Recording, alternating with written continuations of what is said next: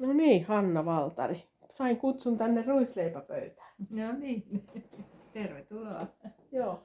Nyt on aiheena, kun sellainen, kun kysyttiin ruisreikäleivästä eteläpohjalaisesta, niin sä osaat varmaan siitä vähän kertoa. No omalla laillani ja oman tarinan Kurikasta kotoa ja Kropsua eväsnä, että sillä lailla kun äiti tapas leipoa ruisreikäleipää, niin sitä perinnettä on viljellyt omassa huushollissa ja yritän siirtää sitä tyttärille. Se on ehkä pojille ollut. No kun mä oon nyt saanut tyttärien myötä poikia. Joo. Lapsenlapsia on 5 poikaa ja 1 tyttö. Onko heille leipomaan? Kyllä, niiden Joo. kanssa leivotaan paljon ja varmaan tehdään ruisleipää. No mitä se äitees laittoi tähän ja mitä sinä nyt laitat? No nesteenä oli yleensä se mitä talossa sattuu olla. Se oli vettä pelkästään tai sitten se oli sitä kurria eli luriua eli rasvatonta maitoa. Se oli Joo. Kurikasta niin hassu nimi kuin luriu. Lurju. Joo. Joo. Tai sitten piimää koskaan? Joo, piimää. Sitten juustoherä oli aivan mahtava leivänneste. Eli näitä pääasiassa. Ja mun mielestä piimällä tulee kaikista maukkaa. Ja niin, no siinä on vähän sitä happamuutta, niin. Mikä juuri muuten tässä ei juuri ole. näin.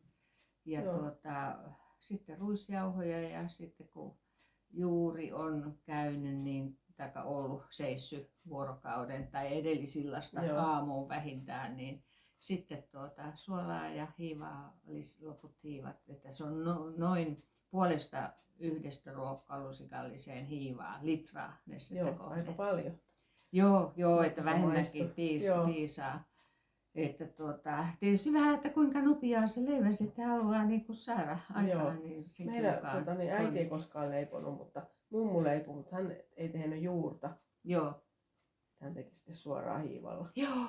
Joo, että se kanssa, että kuinka nopeasti halusi. Ja sitten pääasiassa ruisjauhoja, mutta sitten kun tuli sodan jälkeen vähän vauraammat olot, niin sitten on ruvettu laittamaan vehnää. Joo. Ja äiti aina terotti, että käytä graahamjauhoja, koska että graahamjauhoja kannattaa käyttää, että silloin tulee hyvä väri leipää. No niin, että se vaikuttaa siihen, että ei pelkkää maku. Että tässäkin leivässä on nyt tietysti ruista pääasiassa, mutta vain tässä litras nestettä niin yhteensä 5 desiä vajaakin on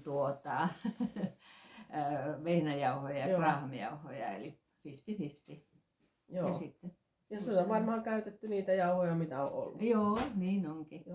Joo. Ja hiivaleipäjauho nyt tietysti, että se pitää, että valkoista vehnää on välttämättä. Kyllä, näyttää ainakin tosi hyvältä ja justiin sen näköiseltä, mitä mä muistan.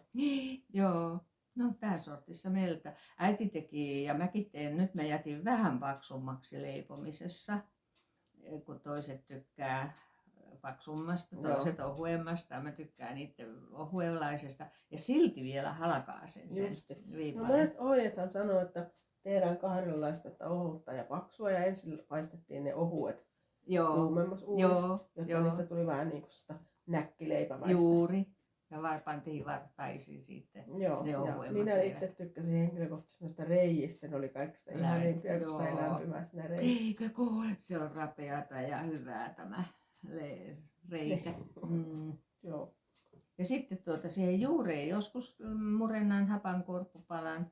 Niin, no joo, se on että saa happamuutta siihen, mutta siitä piimästä tulee mukava. Että ainakaan kurikkalaiset ei kovin happamasta leivästä ole tykännyt, että se ei saa olla muikiaa. Niin no se on varmaan vähän tällainen pohjalainen makumieltymys. Joo, että sehän on se hapan ruislimppu, jota meillä sitten koulussa tehtiin paljon, niin se on aivan ihanaa. Ja se tehdään limppumalliseksi aina sitten se oikein hapan ruislimppu. Joo. Suomessa on ihan niin kuin rikas tämä leipäkulttuuri ja sitten meillä on tavallaan vähän tämmöinen ankiampi tämä arkileipäkulttuuri. Sitten juhliinhan on tehty sitten kaikkea limppuja ja muita. Joo, mutta reikäleipäkin oli aina myös juhlissa leipänä ja rinnalla oli sitten. Ja nythän tehdään niin kuin leipomotkin valmistaa edelleen reikäleipiä ja niitä myydään tosi hyvin täällä. Meidän alueella. Sitä en osaa sanoa, että kuinka hyvin reikäleipä myy muualla Suomessa, mutta kyllä Pohjanmaalla ainakin Joo, vaikea sanoa. Kyllä ei ole tullut koskaan kysyttyä noilta muilta. Että kyllä se on niin kätevä ja helppo ja nykyisin kun se saa säilyä pakastamalla, niin voi panna puolikkaan pakkaseen tai 1/4 ja vaikka jo sitten halkaistunakin valmiiksi tai revittynäkin voi tehdä. Joo, kyllä. Että se on kyllä sellainen monikäyttöinen. Ja voita vaan päälle ja jos jotakin suolaa ennen käytettiin, meillä ainakin niin suolasilakan kanssa syötiin. Joo. Ja sitten tietysti jos oli lihaa, niin sitä pantiin päälle, mutta ylipäätänsä pelkän voita sellainen mielikuva mullakin, että se oli aivan herkkoa, jos sai vaikka alatoopia tai jotakin suolalihaa sitten päälle. Juuri näin. Aivan. Ja suolakurkku on yksi herkku. Voita vähän ja suolakurkkua, herkkukurkkua, niin on hyvä suolaisen nälkälähtö. No, nyt mulla on niin vesi kielellä, että mä luulen, että me ruvetaan tätä maistelemaan. Kiitoksia Hanna. Ole hyvä.